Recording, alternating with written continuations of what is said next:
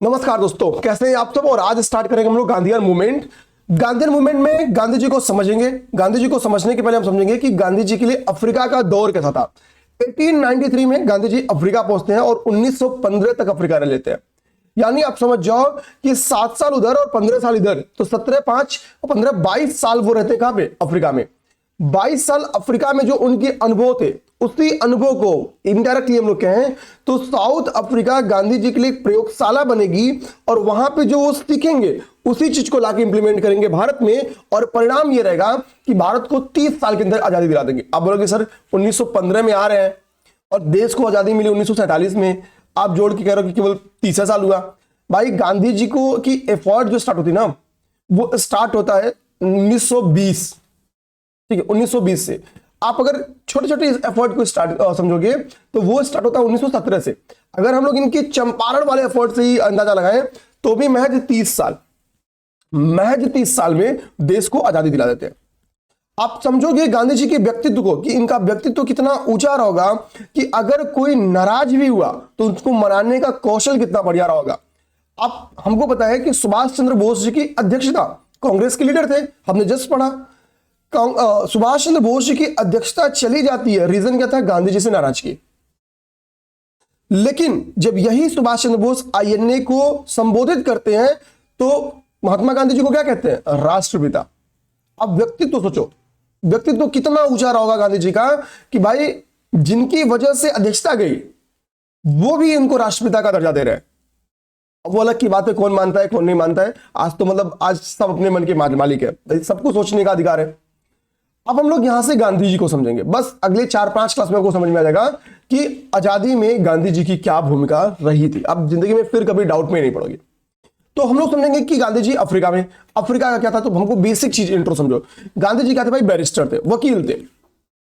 अब भारत में क्या था, भारत में एक व्यापारी थे, एक गुजराती व्यापारी थे, उनका नाम था दादा अब्दुल्ला। दादा अब्दुल्ला का कुछ कॉन्फ्लिक्ट हो जाता है किसके साथ, अंग्रेजों के साथ।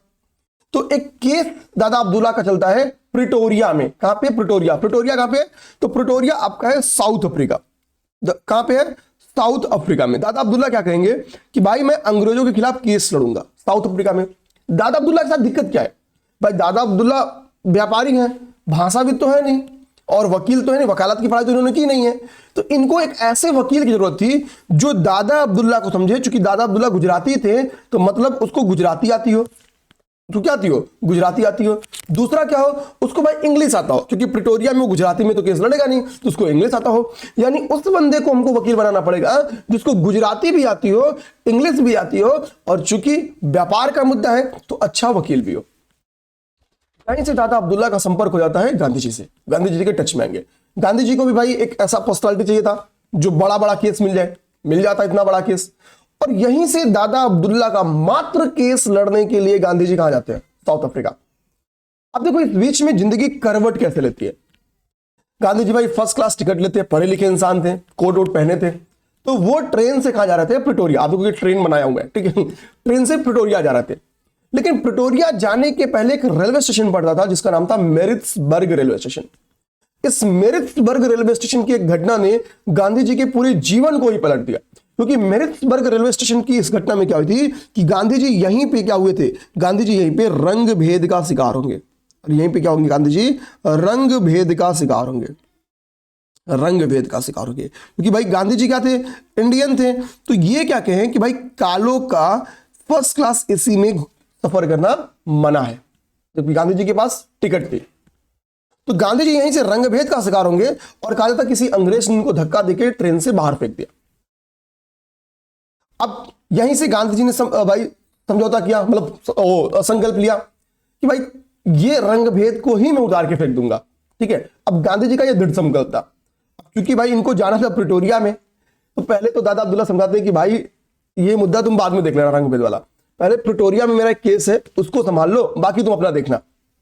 भाई प्रिटोरिया में जाते हैं, केस उस लड़ते, ये अलग की कहानी हो गई। अब मैरिट्सबर्ग की घटना ने क्या किया कि इनका दिमाग साउथ अफ्रीका में मौजूद समस्याओं पे चला गया। यहां पे प्रवासियों के साथ बहुत दिक्कत थी, कई सारे एक्ट बना के प्रवासियों या हम लोग कहने की जो ब्लैक पर्सन्स थे उनके साथ कई भेदभाव होते थे। जैसे आपको जान के हैरानी होगी, दक्षिण अफ्रीका के सुप्रीम कोर्ट ने क्या किया था, एक डिसीजन दिया था। दक्षिण अफ्रीका के सुप्रीम कोर्ट ने 1913 में डिसीजन दिया था, 1913 में, कि भैया जो शादियां यहां पे ईसाई धर्म विधि से नहीं हुई हैं, उन सभी शादियों का को रद्द कर दिया और उनका विवाह कार्यालय में पंजीकरण, मतलब जिनका नहीं हुआ था उनको रद्द कर दिया।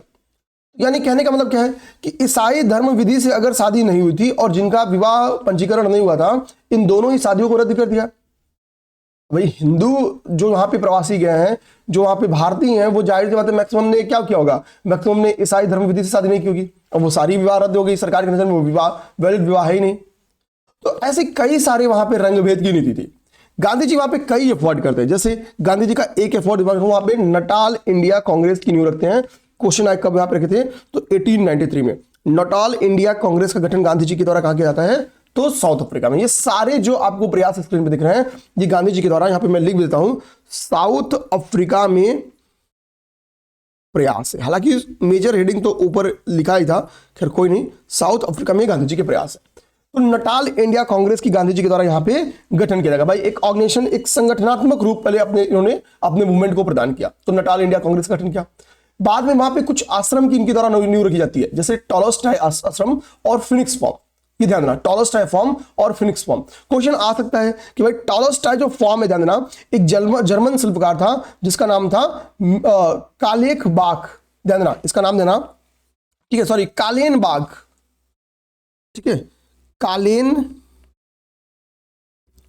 ध्यान देना, यहां पे नाम है कालेन बाग की सहायता से,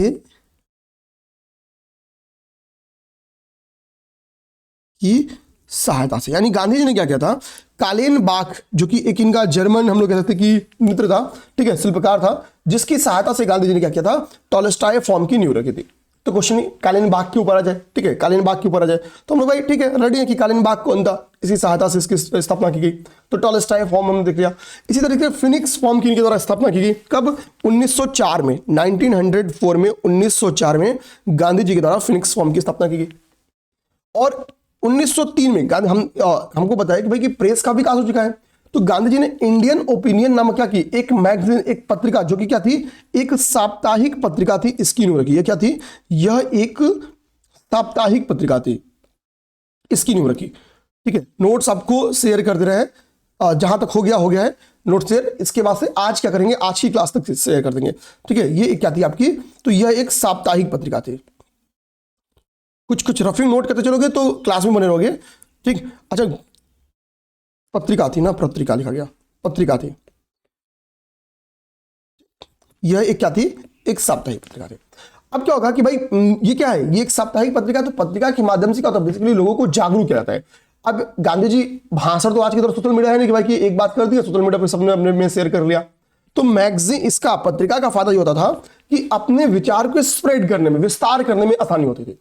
तो गांधी जी को पता था, यानी यहां से गांधी जी को पता किया था कि भाई हमको अगर मूवमेंट चलाना, देखो गांधी जी ने वहां से क्या सीखा, तो साउथ अफ्रीका से उन्होंने पहली बात चुना सीखा कि भाई हमको अगर किसी बड़े पार्टी के अगेंस्ट लड़ना है, यानी फॉर एग्जांपल इंग्लिश के अगेंस्ट, तो हमारे पास एक सशक्त क्या होना चाहिए, ऑर्गेनाइजेशन होना चाहिए, ऑर्गेनाइजेशन होना चाहिए, या हिंदी में लिख लें तो संगठन होना चाहिए।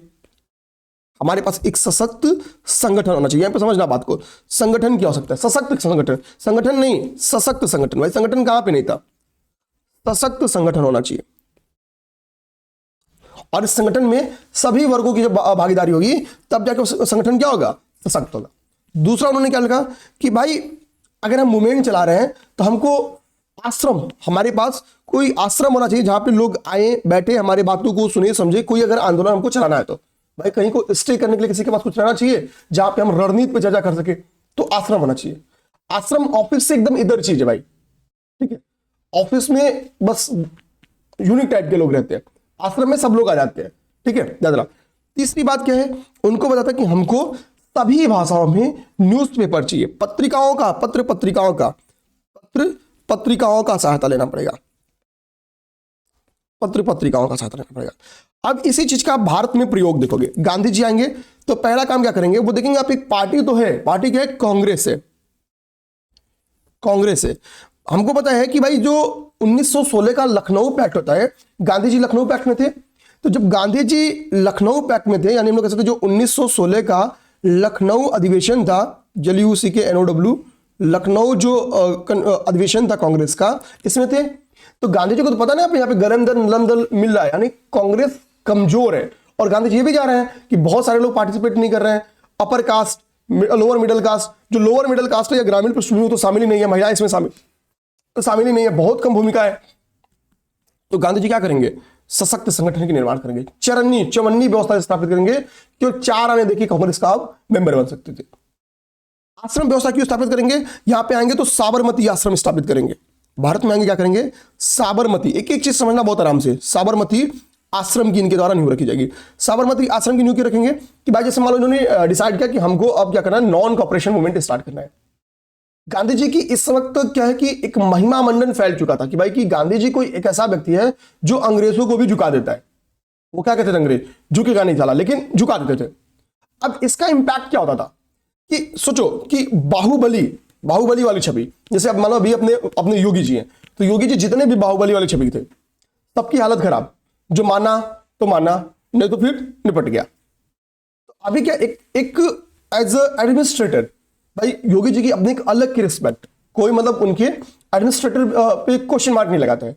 तो यही हाल क्या था गांधी जी के ऊपर। तो जब साबरमती आश्रम को न्यू रखते तो कहते भाई कि हम क्या है नॉन कॉपरेशन मूवमेंट का प्लान बना रहे हैं, तो सभी भारतीय यहां पे है, एक अनाउंसमेंट करते थे, एक प्लान बनाते थे। तो तब और खास तौर पे ये ऐसा समय चुनते थे जब खेती का समय ना हो, क्योंकि उनको पता है जब किसान आएगा, जब गांव से लोग आएंगे तो खेती का समय नहीं रहना चाहिए, मतलब श्रम का समय उस समय ना रहे, केवल महिलाएं अकेले श्रम संभाल लें। और महिलाएं भी आती थी मूवमेंट में, क्यों भाई जो मूवमेंट करने वाला उनको खाना पीना कौन बनाएगा, वो लोग बनाएंगे। तो सबकी भूमिका बढ़ाते थे। तो साबरमती आश्रम में लोग एकत्रित होते थे, यहीं पे योजना कार्यक्रम डिसाइड होता था। पत्र पत्रिकाओं, भाई बहुत सारी पत्र पत्रिकाएं, अब यहाँ पे कुछ गांधी जी की 1-2 पत्रिका तो नहीं नाम लिखो, उसके माध्यम से क्या करेंगे, कुछ पत्र निकालेंगे जो दलित समाज है उनके उत्थान में काम करेगा, विचार बदलने के लिए बहुत सारे कई सारे मतलब अलग अलग डायमेंशंस के लिए अलग अलग पत्रिकाएं निकालते हैं, हर बात समय निकालते हैं ताकि भाई सब लोग सशक्त हो चुके हैं। ये काम जो उन्होंने सीखा था कहां से, साउदर्न अफ्रीका से, वो लाके इंप्लीमेंट कहां से करते हैं, वो लाके इंप्लीमेंट करते हैं यहाँ पे। जैसे इसमें सबसे अच्छा एग्जांपल आपका यंग इंडिया, आप लिख सकते हो यंग इंडिया। ओके, इस चीज में ध्यान देना। और गांधी जी यहां पे क्या करते हैं, साउथ अफ्रीका से ही समझ जाते हैं गांधी जी कि हमको अंग्रेजों के खिलाफ लड़ना है, तो हमको क्या चीज यहां पे क्या सीखे थे गांधी जी कि हमको सत्य और अहिंसा का प्रयोग करना होगा। सत्य और अहिंसा, ये हमको मेजर हथियार अपनाना होगा, अहिंसा। क्योंकि देखो गवर्नमेंट क्या होती है, गवर्नमेंट को बस एक चीज दिखाने को मिल जाए कि इन्होंने हिंसा का सहारा लिया, तो जैसे ही आप गवर्नमेंट को यह पता चलेगा या ये साबित कर देगी कि इन्होंने हिंसा का सहारा लिया, तो आपको जन समर्थन कभी नहीं मिलता है। जैसे मान लो एक कोई आपने हिंसक आंदोलन कर दिया, तो हिंसक आंदोलन करोगे तो भारत की जनता कभी भी, आप जेन्युइन मांग भी करेंगे ना, तो वो हिंसक मूवमेंट को कभी एक्सेप्ट नहीं करती है, कोई सरकार एक्सेप्ट नहीं करेगी, ठीक है। क्योंकि अभी क्या है, ये भाई वही बात है कि जो विभाजनकारी गतिविधि वाले लोग हैं वो एक्टिव हो जाएंगे, तो हिंसक गतिविधि किसी मूवमेंट में एक्सेप्ट नहीं होती है। और सरकार ऐसी मूवमेंट को बहुत क्या आती है, बहुत आसानी से दमन कर देती है, लेकिन अहिंसक मूवमेंट को सरकार दमन नहीं कर सकती है, दमन नहीं कर सकती, नहीं कर सकती। क्यों? क्योंकि जैसे ही सरकार बल प्रयोग करेगी तो जो जनमानस है वो इसका क्या करेगा, विरोध कर देगा। क्योंकि लोकतंत्र है, डेमोक्रेसी है। तो इसके लिए कभी भी अहिंसक आंदोलन को देखोगे, सरकार सुरक्षा की व्यवस्था करेगी, उनके खाने पीने की भी इंतजाम कभी कर देती कभी, ठीक है, लेकिन कभी भी दमनकारी शक्ति का प्रयोग नहीं करेगी। वो कब करेगी, जब आप हिंसक बन जाओगे। और सत्य क्या मार्ग क्या है, जब आप सत्य का मतलब भाई आप चीजों को जब लॉजिकली रखोगे, ठीक है।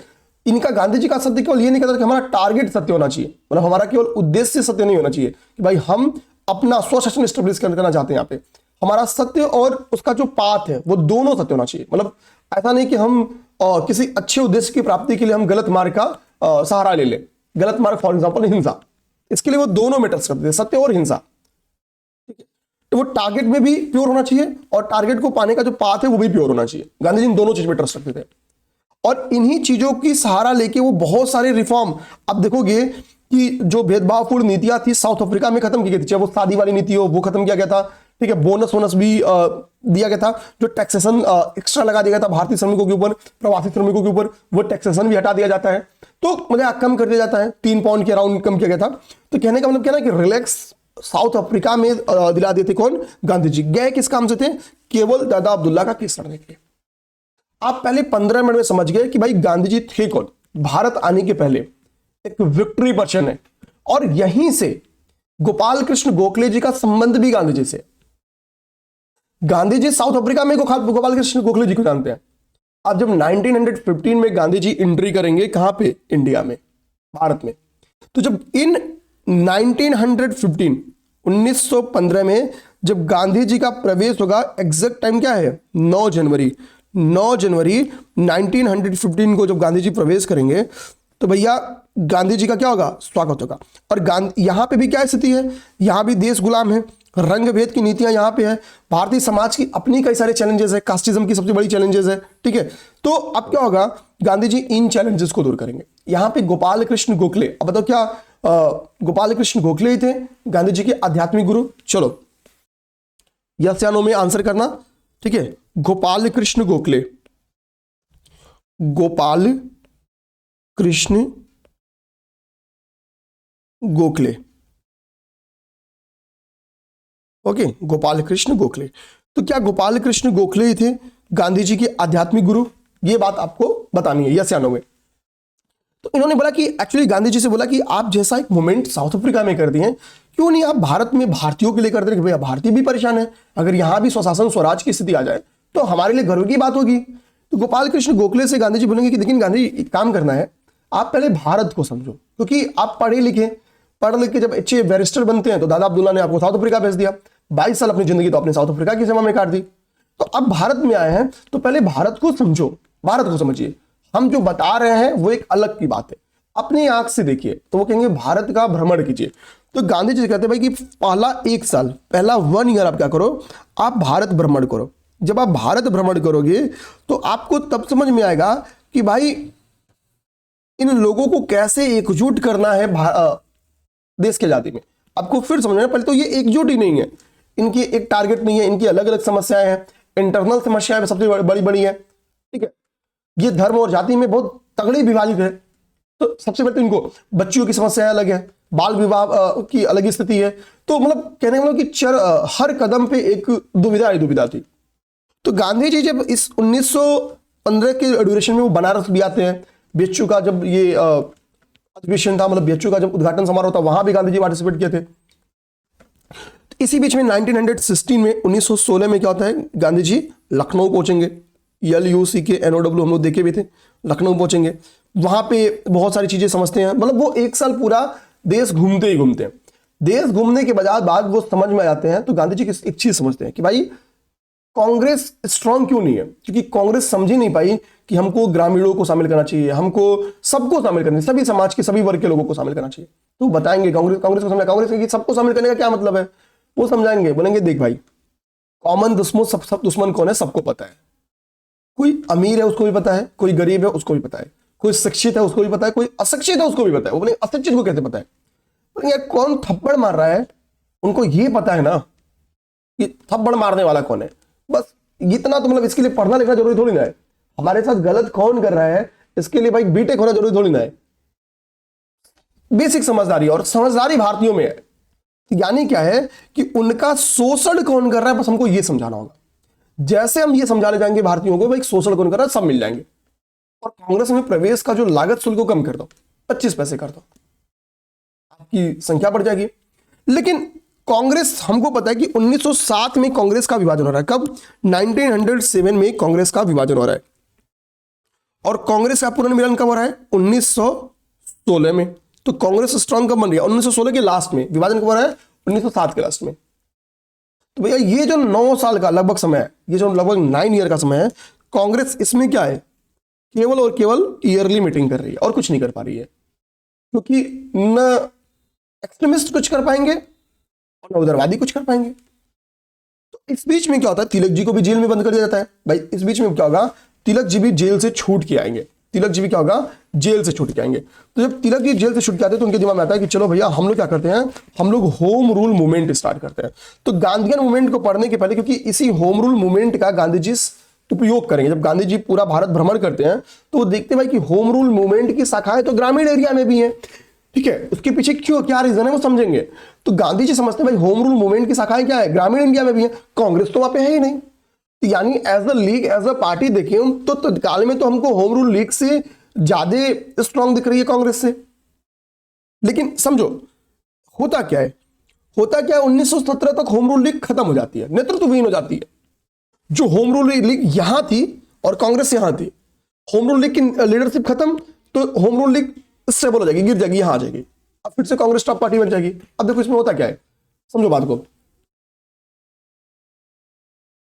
ठीक है, एक फोन आ गया था तो समझो मैं ये बता रहा था। हाँ, क्यों होता है अभी मैं आपको बताऊंगा कि ये 17 का ड्यूरेशन आते आते क्या होगा, तिलक जी और एनी बेसेंट जिन्होंने होम रूल मूवमेंट को लीड किया था, ये दोनों लोग क्या करेंगे, मूवमेंट ही छोड़ देंगे।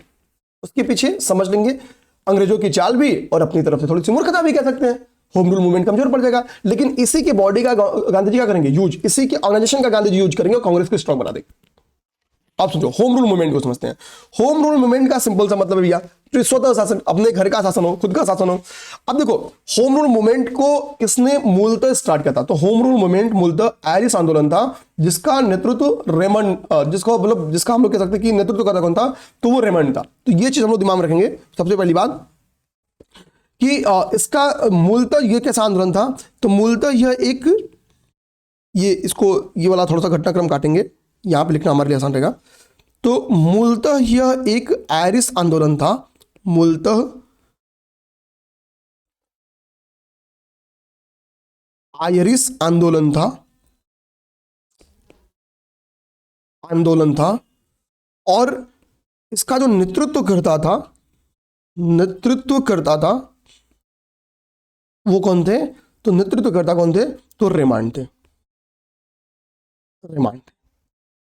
ओके, रेमंड या रेमंड जो भी कह लो, ये हमारे लिए काफी इंपॉर्टेंट है, ये बातें आ सकती हैं प्रीलिम्स में, रेडी रहना। अच्छा, एनी बेसेंट का नेचर समझना, पहले एनी बेसेंट को समझना बड़ा जरूरी है। आप देखोगे कि भारत में ये होम रूल मूवमेंट चला रही है, ठीक है, एनी बेसेंट भारतीय स्वतंत्रता की समर्थक नहीं रही है, ये हमेशा याद रखना, एक पॉइंट समझने के लिए याद रखना, ये भारतीय स्वतंत्रता का समर्थक नहीं रही है, का समर्थक नहीं रही हैं, ये सुधार का समर्थक रही हैं, सुधार का समर्थक रही हैं, सुधार का समर्थक, ये बात याद रखेंगे आप लोग, ठीक है। ये समर्थक लिखा है, ये बहुत लोग नहीं याद रख पाएंगे, नीचे लिख देते हैं। समर्थक मतलब तो सपोर्टर, ये सुधार का सपोर्टर रही हैं, हेल्थ सेक्टर में सुधार, एजुकेशन सेक्टर में सुधार, उत्तरदायी शासन की स्थापना की जाए, यहां पे इसकी वो क्या थी, इसकी ये पक्षकार थी। अब होता क्या देखो, बेसिकली तिलक जी 1914 से जेल से छूटेंगे, ये तिलक जी की हिस्ट्री है। अब ये तिलक जी है 1914 टू 2020 देखेंगे, क्योंकि तिलक जी की जिस दिन असहयोग आंदोलन स्टार्ट होगा उसी दिन डेथ हो जाती है, 1 अगस्त 1920 को। तो 1940 को तिलक जी क्या होंगे, जेल से छूटते हैं, जेल 8 वर्ष की इनको सजा दी गई थी, 8 ईयर की सजा दी गई थी। यानी तिलक जी जेल में कब से थे, तो 1914 से 8 माइनस कर दो तो 1906 से ही जेल है, 6 से ही तिलक जी क्या जेल में है। क्यों, तिलक जी अपने एग्रेसिव विचार के कारण, क्योंकि लाल बाल पाल ये एग्रेसिव नेता थे, अरविंदो घोष, तो इनको जेल में कर दिया गया था। तिलक जी जब छूटेंगे तो ये आएंगे, तो ये क्या करेंगे, बोलेंगे भाई हम होम रूल मूवमेंट चलाएंगे, होम रूल लीग चलाएंगे, और ये अप्रैल 1916 में क्या करते हैं, लीग की स्थापना करेंगे, होम रूल लीग, लीग मतलब होम रूल लीग, तो क्या करेंगे, होम रूल लीग की स्थापना करेंगे अप्रैल 1916 में, और हेडक्वार्टर क्या बनाएंगे, पुणे को। एनी बेसेंट भी स्टार्ट करती है होम रूल लीग, ये सितंबर में स्टार्ट करती हैं, सितंबर 1916 में। ये अपना हेडक्वार्टर कहां बनाएंगी, मद्रास में। एक स्टेटमेंट समझो, ये अप्रैल में बन रहा है, ये सितंबर में बन रहा है, यानी दो लीग तो एक ही है, मतलब नाम तो होम रूल लीग है, लेकिन दोनों में डिस्प्यूट्स भी हैं, दोनों लीग में डिस्प्यूट्स हैं। पहली बात यहां से हम समझेंगे, पहला कंक्लूजन क्या निकलता है, कंक्लूजन देखो कहां लिखेगा, यहां, ये कंक्लूजन के लिए जगह नहीं है, इधर लिख लेते हैं, यहां लिख लेते हैं। जगह नहीं होगा, जगह बनाना पड़ेगा, कोई दिक्कत नहीं है। ये देखो यहाँ पे पहला कंक्लूजन क्या निकलता है, पहला कंक्लूजन निकलेगा कि भाई तिलक की लीग की स्थापना पहले हुई थी। तिलक के लीग की स्थापना पहले हुई थी, स्थापना पहले हुई थी भाई, अप्रैल में ही हो गई थी। एक कंक्लूजन हो गया, एक निष्कर्ष निकल गया मेरे भाई। सेकंड निष्कर्ष, जो आगे निष्कर्ष निकलना चलेगा यहां पे लिख लेंगे, यहां पे कंक्लूजन लिख रहे हैं हम लोग। अच्छा आगे बात करें, देखो तिलक जी संस्थापक थे, ये क्या करेंगे, जोसेफ बैप्टिस्टा को अध्यक्ष बनाएंगे, अपनी लीग का क्या करेंगे, अध्यक्ष बनाएंगे। तो तिलक के लीग के अध्यक्ष कौन थे, तो जोसेफ बैप्टिस्टा। और एनसी केलकर कौन थे, तो एनसी केलकर तिलक जी के लीग के सचिव थे। एनसी केलकर कौन थे, तो तिलक जी के लीग के ये सचिव हुआ करते थे। आगे बात समझे, तिलक जी के लीग के सचिव थे। और अगर हम लोग एनी बेसेंट की लीग की बात करें तो अध्यक्ष ये स्वयं थी, जॉर्ज अरुंडेल इनके लीग के क्या थे, सचिव थे। इनके लीग के क्या थे, सचिव थे। आगे बात समझे, तो अध्यक्ष कौन थे और सचिव कौन थे। तिलक जी भाई थोड़ा मराठा वाले बेल्ट से ज्यादा एक्टिव थे, उस वाले बेल्ट में। इन्होंने मध्य प्रांत, महाराष्ट्र, संयुक्त प्रांत और बरार, इस एरिया में बेसिकली काफी एक्टिव थे। अच्छा, इनके जब हम लोग महाराष्ट्र की बात करते हैं तो इसमें बॉम्बे शामिल नहीं है, बॉम्बे या बंबई हम लोग कहते हैं, इसमें शामिल नहीं है। बंबई में इनकी लीग एक्टिव नहीं थी, बंबई शामिल नहीं है, शामिल नहीं है। आगे बात समझ में, बंबई शामिल नहीं है। तो यानी तिलक जी के लीग में मध्य प्रांत शामिल था, महाराष्ट्र शामिल था, संयुक्त प्रांत शामिल था, बरार शामिल था, लेकिन महाराष्ट्र वाले बेल्ट में एक चीज मानना कि इसमें बंबई शामिल नहीं था। यहां पे एक्टिव एनी बेसेंट की लीग थी। अब इस एरिया को छोड़ दो, जहां पे तिलक की लीग एक्टिव थी, एरिया, यहां पे क्या लिख रहे हैं हम लोग, एरिया, क्षेत्र की में कहां कहां इनका प्रभुत्व था, तो शेष प्रांतों में, शेष जगहों पे, ठीक है, शेष सभी जगहों पे किसका पोस्ट था, तो एनी बेसेंट की लीग का। तो यानी क्षेत्र के हिसाब से सर्वाधिक क्षेत्र पर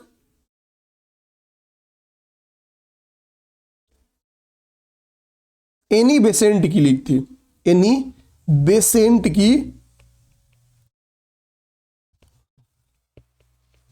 लीग थी, ठीक है। सर्वाधिक क्षेत्र पर कौन थी, तो सर्वाधिक क्षेत्र पर एनी बेसेंट की लीग थी। इसके पीछे का रीजन भी है, एनी बेसेंट ने कहा था, मतलब इन्होंने सदस्यता को बहुत इजी बना दिया था कि भाई आप कहीं भी मेरे लीग का ब्रांच खोल सकते हो, केवल 3 members, only 3 member, only 3 M मतलब मेंबर, ओनली 3 मेंबर, केवल 3 मेंबर मिलके हमारी लीग की स्थापना कहीं भी कर सकते हैं, हमको कोई दिक्कत नहीं, हम किसी को नहीं रोकेंगे, किसी को नहीं रोकेंगे, हमको कोई दिक्कत ही नहीं है, कोनो दिक्कत नहीं, ठीक है, अनंत सिंह की भाषा में।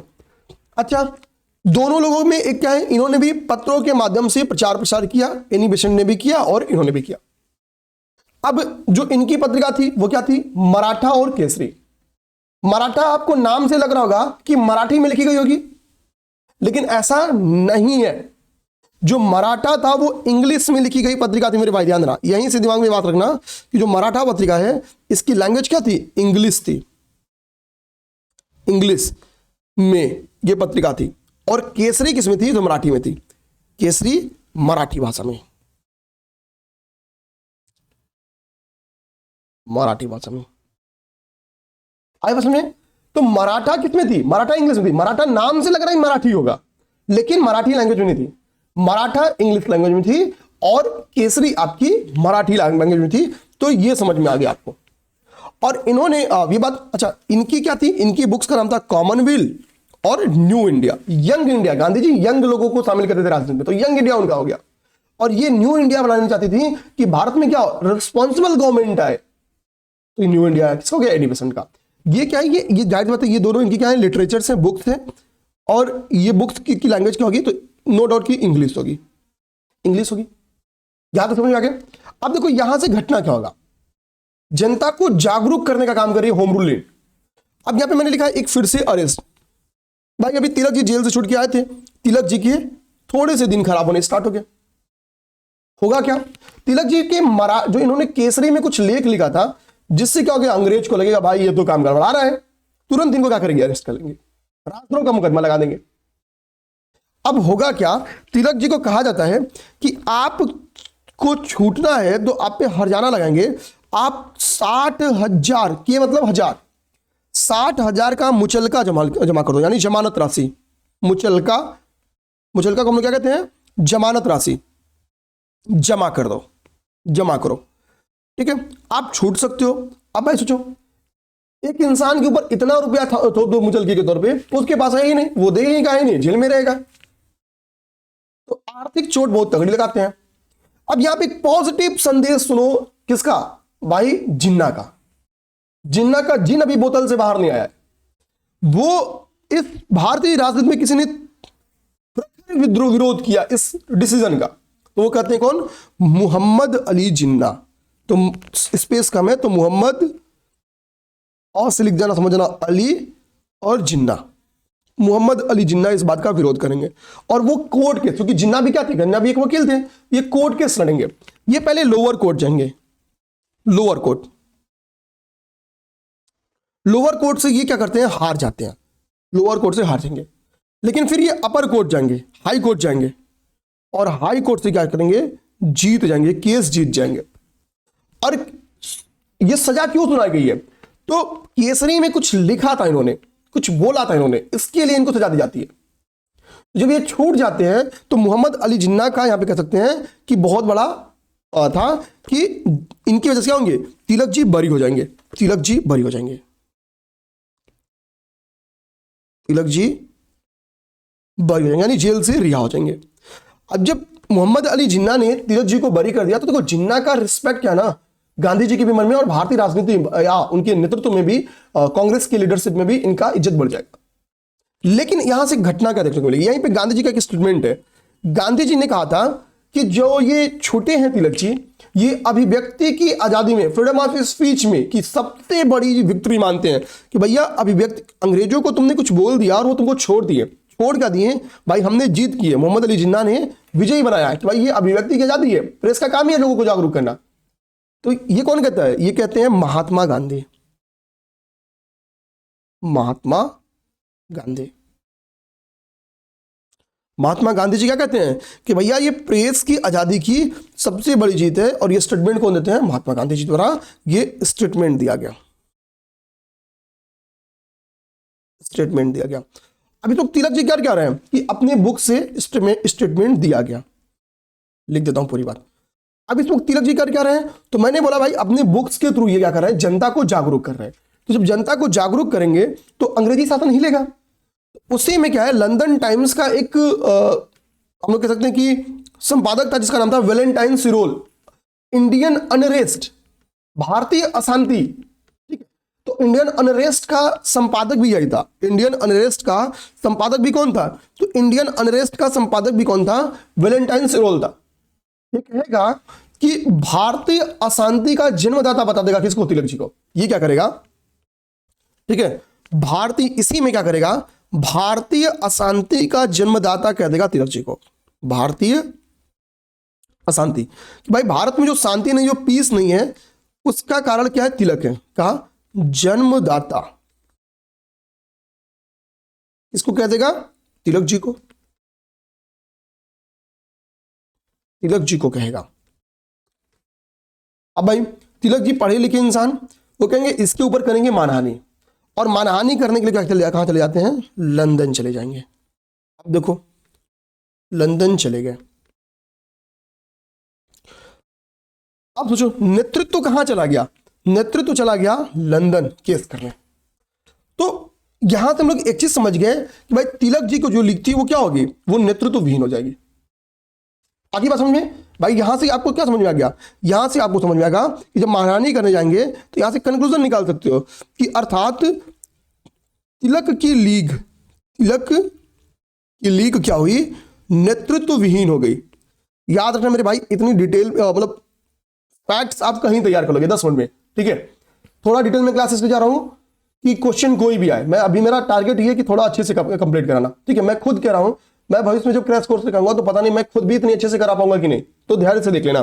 तो तिलक की लीग नेतृत्व विहीन हो गई, विहीन हो गई, लीडरशिप समाप्त हो गया, विहीन हो गई। आगे बात समझ में, एक कंक्लूजन यहां से आप समझो। अब लोग एनी बेसेंट का यहां तक देख लेते हैं, यहां तक हम लोग एनी बेसेंट की भी कहानी देख लिया। इसके नीचे आते हैं। होता क्या है कि एक घटना देखने को मिलेगी कि भाई George Arundale, BP Wadia, Annie Besant, बड़े नेहरू, ठीक है, बहुत सारी, और अबुल कलाम आजाद, ये ऐसी पर्सनालिटी थी जो कि एनी बेसेंट की लीग से जुड़े हुए थे। जनाब किसकी लीग से? एनी बेसेंट की लीग से जुड़े हुए थे। तो जब हम लोग कहेंगे कि जवाहरलाल नेहरू हो, मोतीलाल नेहरू हो, ठीक है, या ठीक है, एक थे बीपी वाडिया जी हो, सीपी रामास्वामी अय्यर जी हो, तो कांग्रेस के बड़े बड़े लीडर क्या है कि कहने का मतलब है कि वो जुड़े हुए थे किससे? एनी बेसेंट की लीग को। तो कांग्रेस के बड़े बड़े लोगों को समर्थन किसका मिला था? एनी बेसेंट की लीग को। तो कांग्रेसी, मैंने आपको बताया, एक चीज में विश्वास करते थे, तड़ित चालक के सिद्धांत में। एनी बेसेंट कौन थी? तो ये एक यूरोपियन महिला है। तो यूरोपियन महिला हमारे लिए डिमांड कर रही है, तो हम ज्यादा कहां लोग चले जाएंगे? ज्यादा लोग चले जाएंगे भाई, इनको सपोर्ट करते हैं। क्यों? तड़ित चालक का सिद्धांत समझो। तो समर्थन ज्यादा मिलता है किसको? एनी बेसेंट की लीग को। अब यही रीजन है, अब समझो, ये चीज समझ गए। अब होता क्या, जॉर्ज अरुंडेल, बीपी वाडिया और एनी बेसेंट, ये तीन पर्सनालिटी का नाम लिखे हैं। इन तीनों पर्सनालिटी को गिरफ्तार कर लिया जाएगा। ये तीनों पर्सनालिटी को क्या किया जाएगा? इन तीनों पर्सनालिटी को 1917 में, ये घटना है, इन अच्छा यहां पे लिखे तो है 1917, ये गिरफ्तार कर ले जाएंगे, गिरफ्तार कर ले जाएंगे, गिरफ्तार कर लिए गए। अब जब गिरफ्तार करेंगे तो यहीं पे ये एनी बेसेंट को समझाएंगे कि ये मतलब आप ऐसा क्यों कर रही हैं, ठीक है। अभी ये लोग सक्षम ही नहीं है कि उत्तरदायी शासन को संभाल पाए किसी भी चीज का। आप खुद समझिए ना, ये लोग सक्षम है। एनी बेसेंट को लोग समझा ले जाते हैं और एनी बेसेंट फिर मुख्य राजनीति से हट जाएंगे। कहा जाता है कि जब इन तीनों लोग को गिरफ्तार किया तो सर सुब्रमण्यम अय्यर ने सबसे तगड़ा इन्होंने जो प्रतिरोध किया, वो किसने किया? वो सर सुब्रमण्यम अय्यर ने। इनकी गिरफ्तारी के विरोध में इन्होंने अपनी नाइटहुड की उपाधि को त्याग दिया, ना, नाइटहुड की उपाधि को त्याग दिया, नाइटहुड की उपाधि त्याग दी, ठीक है भाई। यहां से मैंने बोला कि एनी बेसेंट का भी चेहरा बदल जाएगा, तो एनी बेसेंट का भी चेहरा बदल जाएगा। यानी अब क्या होगा? 1917, हम लोग कहते हैं 1917 आते आते लीग होम रूल मूवमेंट क्या हो जाएगा? कमजोर पड़ जाएगा। 1917 आते आते या बीतते बीतते, आते आते नहीं लिखेंगे, 1917 तक लिख दो, ठीक है, तक लीग कमजोर पड़ जाएगी। लीग का मतलब क्या? दोनों लीग, लीग कमजोर पड़ जाएगी। क्यों? क्योंकि नेतृत्व विहीन हो जा रही है, पड़ जाएगी। अब आपसे पॉजिटिव कुछ बातों समझो, यहाँ से समझना चाहूंगा। देखो मैंने लिखा कि होम रूल मूवमेंट का अगर नेचर का को मेंस में या प्रीलिम्स में कहीं भी क्वेश्चन होते तो आप नेचर कैसे समझोगे? सोचो, खुद सोचो। पहली बात, क्या इसमें धर्म की कोई भूमिका है? क्या कोई धार्मिक टकराव है? तो नहीं।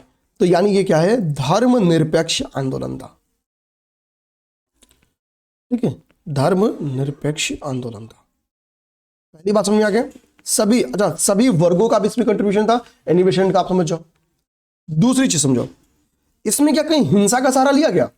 जनता को जागरूक कर रहे हैं, कैसे? पत्र पत्रिकाओं के माध्यम से। हिंसा का कहीं सहारा नहीं है, यह पूर्णतः अहिंसक आंदोलन था, अहिंसक आंदोलन था। ये दो बातें आप लोग समझ गए। बहुत चीजें आसानी से समझने की बात है कि अब इस चीजों को समझने के लिए आपने जब चीजों को समझने को आप कॉन्सेप्चुअली दिए, वो आप इजीली समझ जाओगे। एक कोई और भी नेचर पे क्वेश्चन बनाए, आप समझ जाओगे, आप इजीली समझ जाओगे। अब यहां से हमारा खत्म हो गया क्या? Home rule league. लेकिन मैंने आपसे क्या बताया कि भाई 1907 में जब कांग्रेस का विभाजन हो रहा है, इसके बाद से ये होम रूल लीग आती है जिसने मूवमेंट को अच्छे से लीड किया है। वरना भारत का जन समाज तो ऑलरेडी नेतृत्व विहीन था कांग्रेस के विभाजन के कारण। तो होता क्या है कि खास में बंगाल में, ठीक है, बंगाल में जो गतिविधियां, क्रांतिकारी गतिविधियां हैं, वो भले से इन्होंने बंगाल के विभाजन को रद्द कर दिया, वो रुक नहीं रहा था, खासतौर पर शेष, और ये अब धीरे धीरे शेष भारत में भी फैल गया था।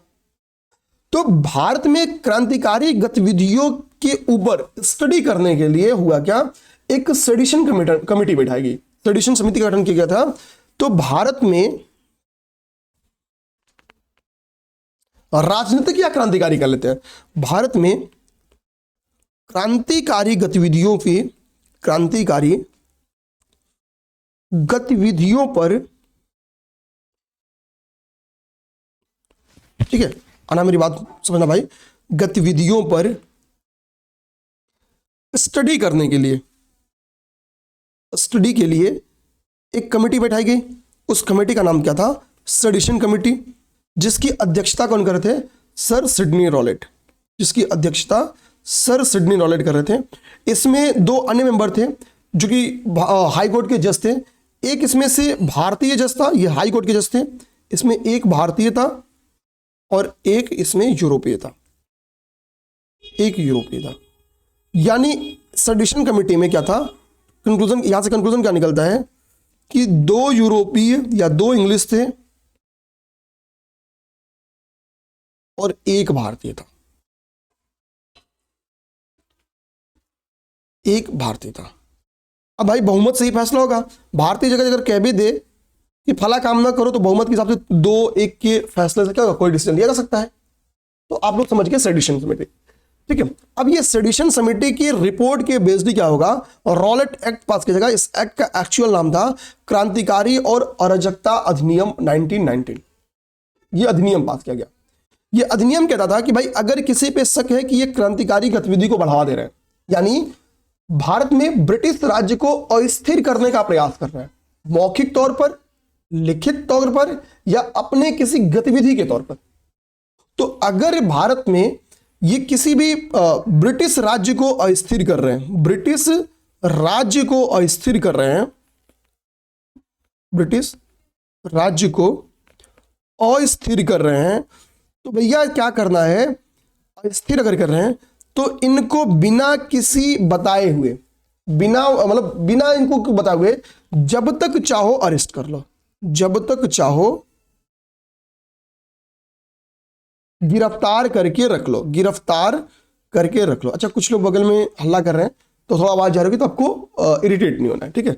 जब तक चाहो गिरफ्तार कर लो, क्योंकि मेरे कहने वो लोग मानेंगे भी नहीं और वो लोग अपना काम करेंगे, हमें अपना काम करना है, ठीक है। कर लो, एक तो या फिर ऑप्शन मेरे पास बचेगा क्लास को पॉज करना, वो मैं करना नहीं चाहूंगा। जब लगेगा कि भाषा बदल रही है तो मैं पॉज कर दूंगा, ठीक है। तो यानी क्या था भाई, बिना वकील, इसको कहा गया कि बिना वकील, बिना अपील और बिना दलील का ये क्या हो गया, ये कानून हो गया। बिना अपील, बिना दलील और बिना वकील का ये कानून हो गया। अब समझो हमने ये पूरा। अच्छा, अगर आपसे कोई पॉजिटिव इंपैक्ट पूछे तो क्या बताओगे उसका, होम रूल मूवमेंट का? तो ध्यान देना कि मैंने बताया कि ये बार बार उत्तरदायी शासन की बात कर रहे हैं। तो मॉन्टेग्यू चेम्सफोर्ड सुधार जो 1919 का आया है, उसमें उत्तरदायी शासन किस व्यवस्था की जाती है, तो वो माना जाता है मॉन्टेग्यू चेम्सफोर्ड सुधार में जो उत्तरदायी शासन, ठीक है, जो रिस्पॉन्सिबल शासन की बात की गई, वो इंपैक्ट था किसका, वो इंपैक्ट था होम रूल मूवमेंट का, वो होम रूल मूवमेंट का। क्योंकि संसद में एक भाषण, भारत सचिव थे, मॉन्टेग्यू भारत सचिव थे, उनका भाषण था कि अब समय आ गया हमको भारत में रिस्पॉन्सिबल गवर्नमेंट एस्टेब्लिश करने पे एफर्ट करते, शुरुआत करनी चाहिए।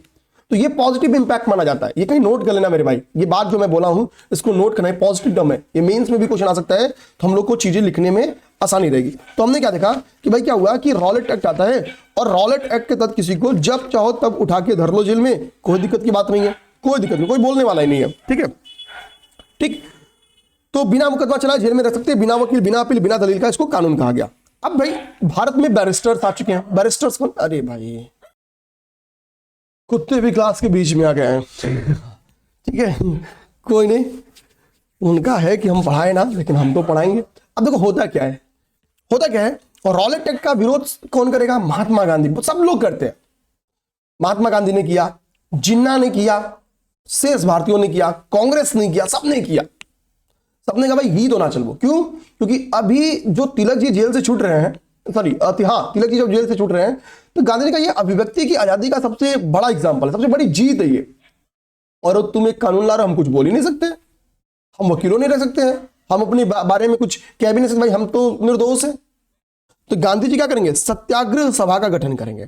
तो अगर क्वेश्चन आपके आए कि गांधी जी ने सत्याग्रह सभा का गठन किसने किया, तो आप तो सब मार देंगे, ठीक, गांधी जी ने। लेकिन क्यों किया? तो सत्याग्रह सभा का गठन गांधी जी ने किया और इसकी अध्यक्षता भी स्वयं की। इसकी गठन करने के पीछे का कारण क्या था कि भैया हमको रॉलेट एक्ट जो बना है उसका विरोध करना है, ठीक है। उसके लिए इन्होंने क्या किया कि भाई सत्याग्रह सभा की अध्यक्षता की, इसका गठन किया और इसकी अध्यक्षता की, ठीक है।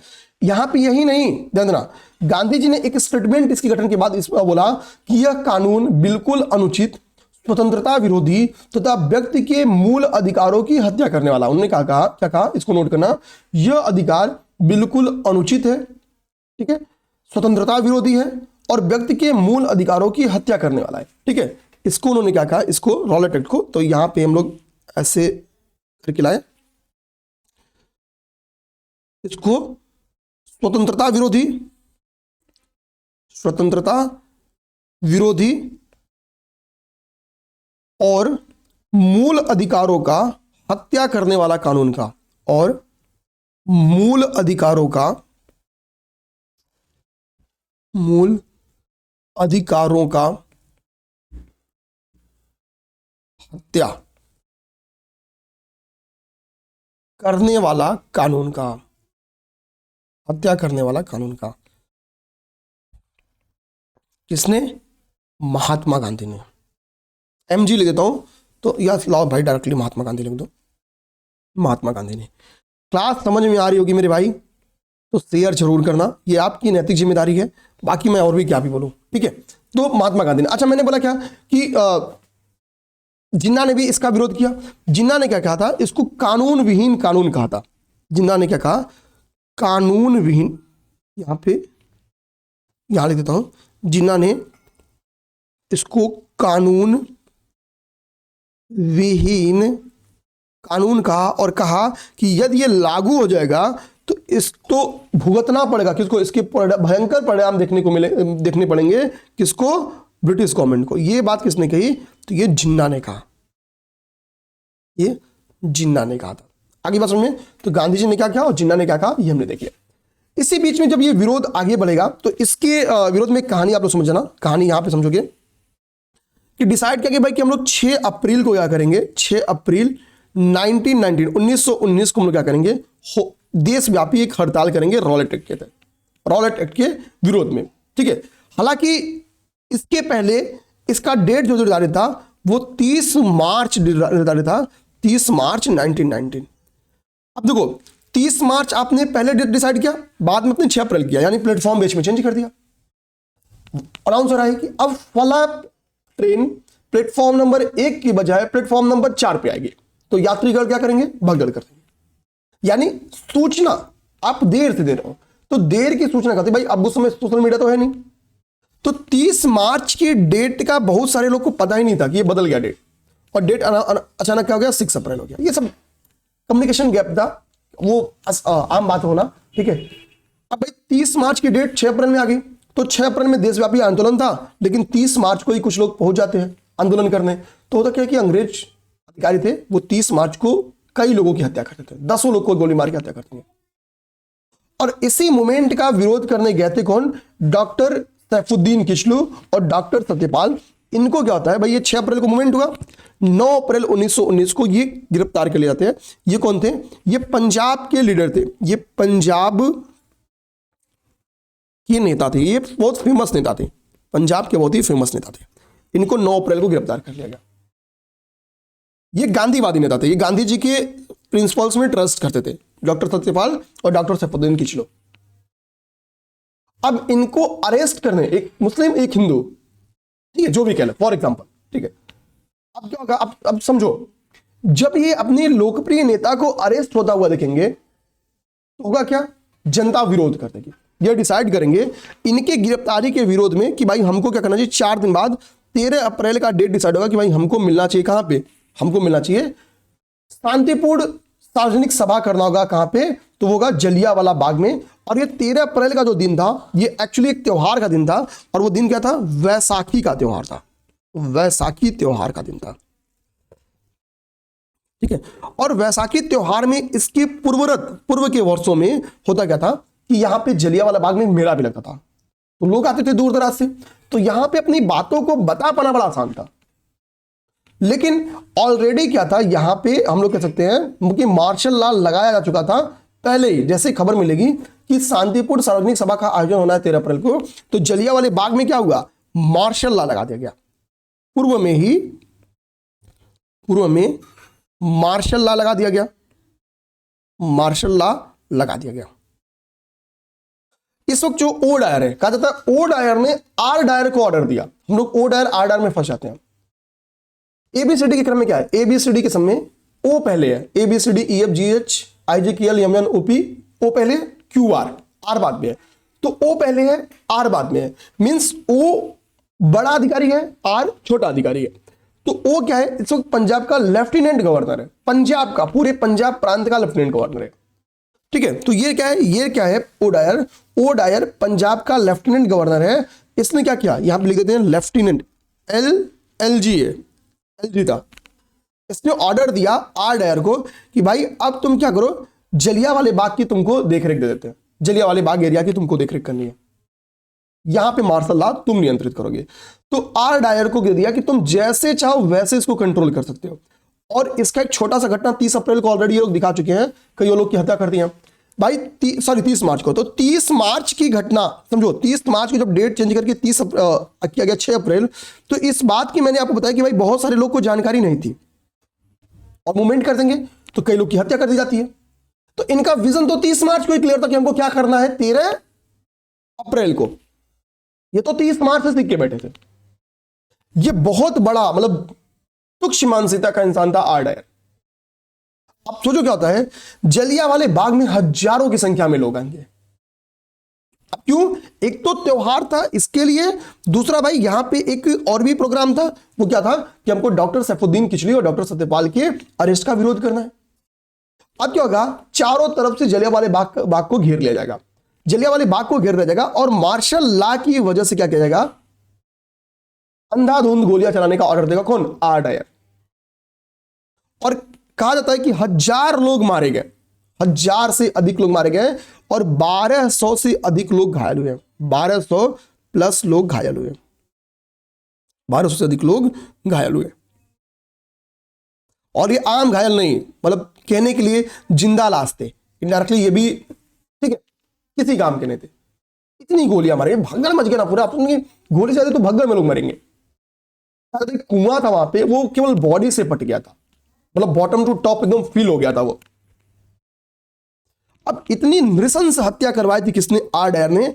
अब यहां पे भारतीयों के अंदर गुस्सा था, उनका गुस्सा था कि भाई कि एटलीस्ट क्या होगा, ये डायर जो है ना, डायर को अंग्रेज सजा सुनाएंगे। खूब विरोध होना स्टार्ट हुआ, जम के विरोध संपूर्ण भारत में स्टार्ट हुआ कि भाई एक तो तुमने गंदा कानून लाया और इतनी गंदी एक्टिविटी, और तुम कहोगे व्हाइट मैन बर्डन थियरी, हम श्रेष्ठ हैं, श्रेष्ठता का ये एग्जाम्पल है। भाई विरोध होना स्टार्ट हो जाएगा। अब क्या होगा, भारतीय देखो पढ़ा लिखा वर्ग पहला क्या किया गया। अब यहां पे बारी आती है गुरुदेव रविंद्रनाथ टैगोर की। रविंद्रनाथ टैगोर जी क्या कहेंगे, भाई पहले तुमने जो हमको इनाम दिया है ना, वो तुम भाड़ में जाए, तुम्हारा इनाम, ये अपना इनाम वापस पकड़ो, मैं तुम्हारे नाइटहुड की उपाधि को त्यागता हूं, मैं तुम्हारे नाइटहुड की उपाधि को त्यागता हूं, भाड़ में जाए तुम्हारा उपाधि। जब हमारे लोग ही नहीं रहेंगे तो उपाधि किस काम की, उपाधि त्याग देंगे, त्याग दी। सर शंकर नारायण कांग्रेस के अध्यक्ष भी इसके पहले थे, वायसराय की कार्यकारिणी परिषद के सदस्य थे। ठीक है, हमको पता है वायसराय की कार्यकारिणी किसके पहले विस्तार कर दी गई है। ठीक है, उत्तरदायी शासन लाने की वजह से इन्होंने कह दिया भाई हम तुम्हारे यहां नहीं काम करेंगे, इस्तीफा देते हैं। और एक कमेटी बनाएगी, उस कमेटी का नाम था हंटर कमेटी। ये कमेटी ब्रिटिशर्स के द्वारा बनाएगी। अब तुच्छता का एक बड़ा एग्जांपल देखो, इंग्लिश के द्वारा क्या हुआ, एक कमेटी बनाएगी, उस कमेटी का नाम था हंटर कमेटी। ठीक है, हंटर कमेटी बनाएगी।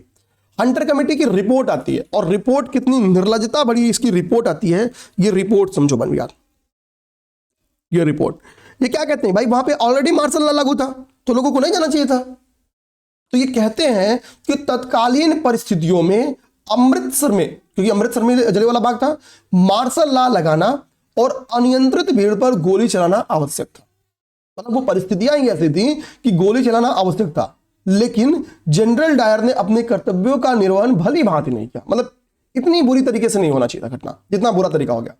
तो जो हुआ वो आवश्यक था, गोली चलाना जरूरी था लॉ एंड ऑर्डर को मेंटेन करने के लिए। तो ये क्या कहेंगे भैया, लॉ एंड ऑर्डर यानी कानून व्यवस्था को बनाए रखने के लिए गोली चलाना आवश्यक था, गोली चलाना आवश्यक था, गोली चलाना आवश्यक था, ये बता देंगे। इतनी निर्लज्ज रिपोर्ट पाएंगे, इसी के लिए भारतीय कहते हैं, कांग्रेस कहती है ये सेमलेस कवर अप है, निर्लज्ज लिपापोती की गई है। यानी इसके ऊपर बेसिकली यही कहा गया कि क्या है, ये निर्लज्ज लिपापोती है। कांग्रेस ने हंटर कमेटी के विरोध में ये स्टेटमेंट दिया। ये स्टेटमेंट किसने दिया था? ये स्टेटमेंट कांग्रेस ने दिया था,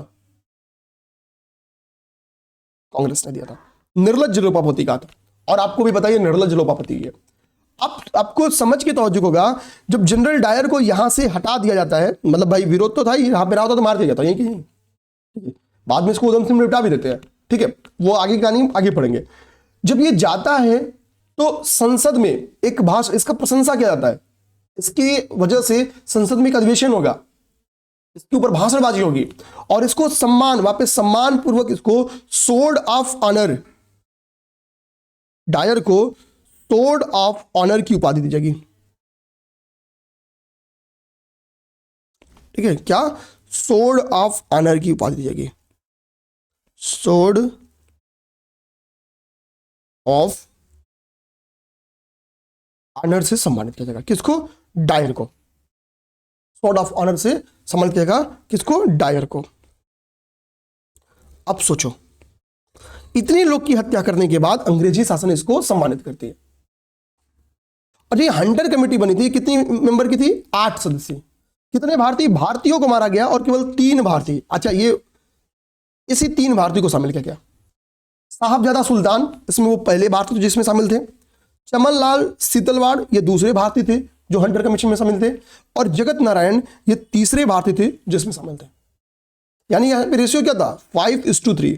कमेटी की रिपोर्ट जो तय थी वही आएगी जो 5 कहेंगे। आप 5 क्या कहेंगे?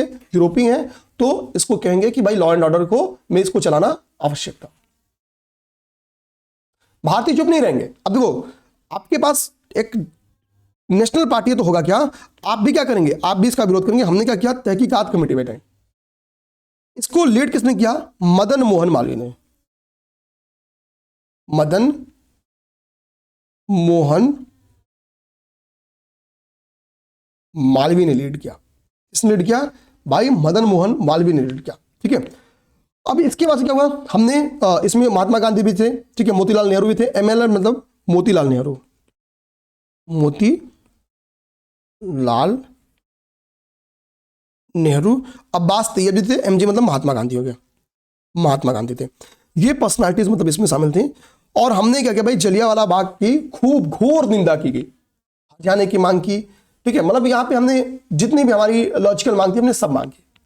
ठीक है, और इसकी रिपोर्ट आती है। रिपोर्ट में कहा जाएगा ये पूर्णतः एक षड्यंत्र था अंग्रेजों का। इसको हमने अंग्रेजों का एक पूर्णतः षड्यंत्र दिया भैया कि ये इनका जानबूझ के किया गया कृत्य, ये नृशंस हत्या का करार दिया गया।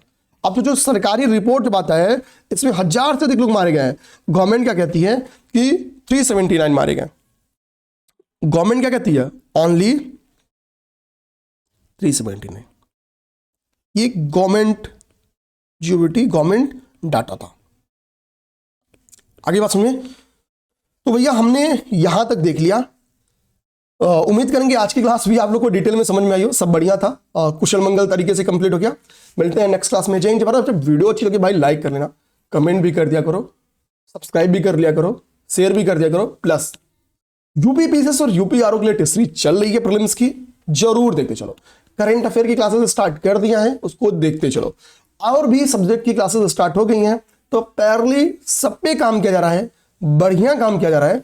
आपका काम है उसको और भी बढ़िया तरीके से करते चलना, और रिवीजन फर्स्ट ये करते चलो। ठीक है, ये करते चलो, सब मंगल होगा, कोई दिक्कत नहीं है। कभी भी कोई दिक्कत रहे तो बता दिया करो, आपसे संपर्क कर लिया जाएगा। जय हिंद जय भारत।